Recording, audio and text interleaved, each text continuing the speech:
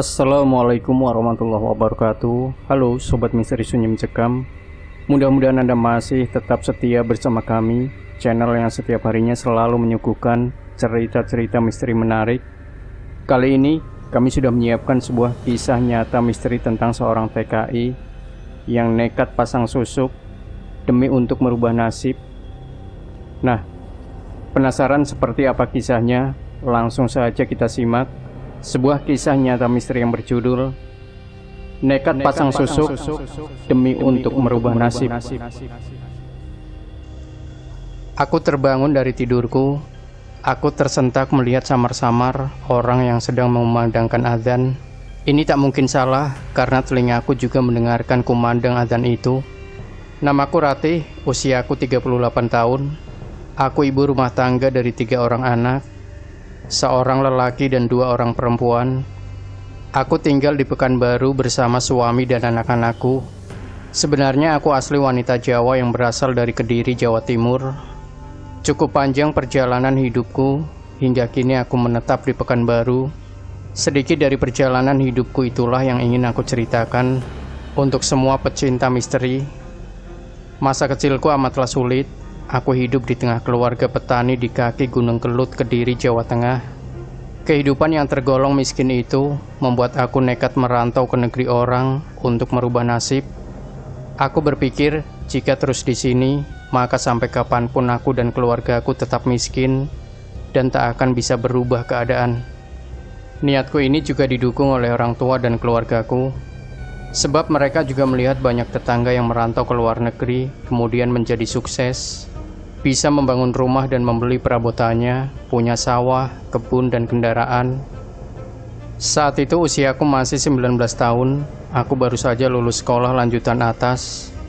Tapi lantaran tak ada pekerjaan yang bisa aku lakukan, maka aku pun nekat merantau ke Taiwan. Sebelum berangkat, aku menyelesaikan semua masalahku di kampung. Untuk modal berangkat itu, aku juga menjual sebidang tanah milik orang tuaku. Ayahku setuju, karena aku berjanji akan membelikannya lagi setelah aku tiba di Taiwan dan menerima gaji. Tapi apa yang terjadi tak seperti yang aku bayangkan sebelumnya. Di Taiwan, aku mendapatkan majikan yang amat pelit, galak, dan tak berperi kemanusiaan. Aku diperlakukan seperti budak belian zaman penjajahan.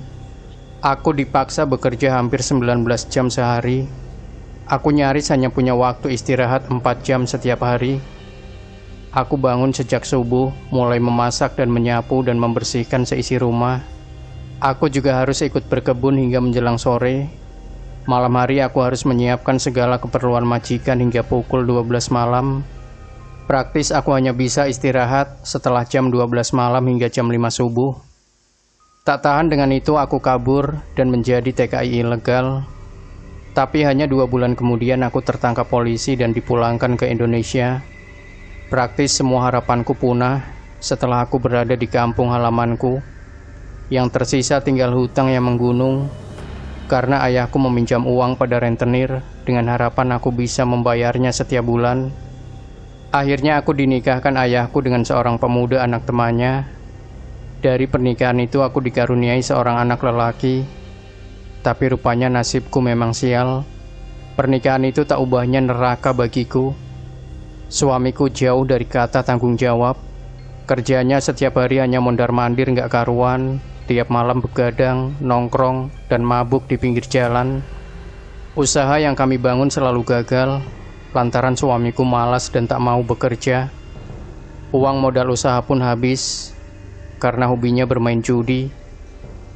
Akhirnya aku pun memilih untuk bercerai. Tak ingin putus asa, aku kembali berangkat ke Singapura, mencoba peruntungan di sana. Aku tinggalkan anakku bersama ayah dan ibuku. Tentu saja untuk berangkat ke Singapura, aku juga perlu modal. Dan modal itu pun kembali aku pinjam dari tetangga, dengan jaminan sebidang tanah yang berdempetan dengan rumah orang tuaku. Tapi Singapura ternyata hanya memberi harapan palsu padaku. Apa yang kudengar dari teman dan tetanggaku tak seperti yang aku rasakan.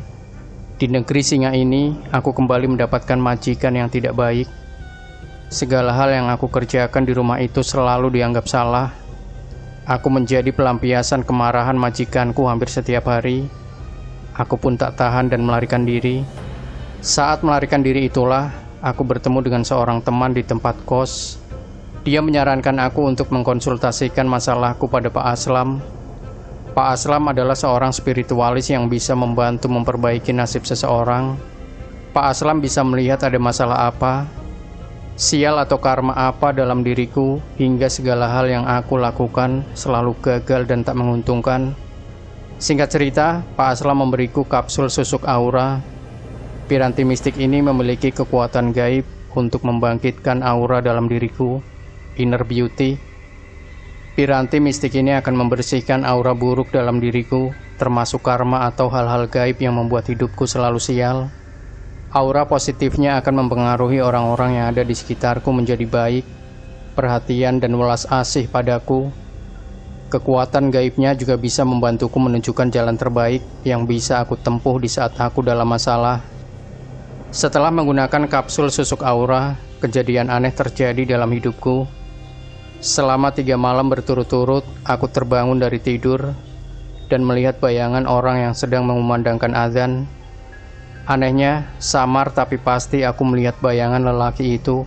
Dan yang lebih mengherankan lagi, telingaku benar-benar mendengar kumandang azan itu. Tak mungkin telingaku salah mendengarnya. Seminggu setelah mengalami peristiwa aneh itu, aku benar-benar kaget. Aku merasa semua orang yang ada di sekitarku menjadi baik. Majikanku sangat baik dan sangat menghargaiku. Ia selalu menyapaku setiap hari. Bahkan ia memberiku uang jajan dan uang untuk makan sendiri. Ini tidak pernah ia lakukan sebelumnya. Tak hanya itu, teman-teman dan orang-orang yang ada di sekitar apartemenku juga menjadi baik dan banyak yang memberi uang. Dalam tempo 1 tahun saja, aku sudah bisa membayar lunas semua hutang-hutangku di kampung. Bahkan kemudian aku diberi bonus oleh majikanku yang tak kukira sama sekali. Bonus itu bisa untuk membeli sebidang tanah dan membangun rumah. Aku sangat bersyukur, inilah kehendak Allah Subhanahu wa Ta'ala. Dan aku diberi kebebasan oleh majikanku untuk menjaga rumahnya selama aku mau.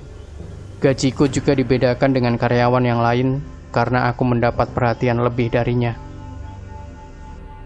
Demikian Sobat Misteri Sunyi Mencekam. Jangan lupa berikan komentar Anda, like, share video ini, subscribe channel Sunyi Mencekam, dan nantikan kembali cerita-cerita misteri terbaru dari kami. Wassalamualaikum warahmatullahi wabarakatuh.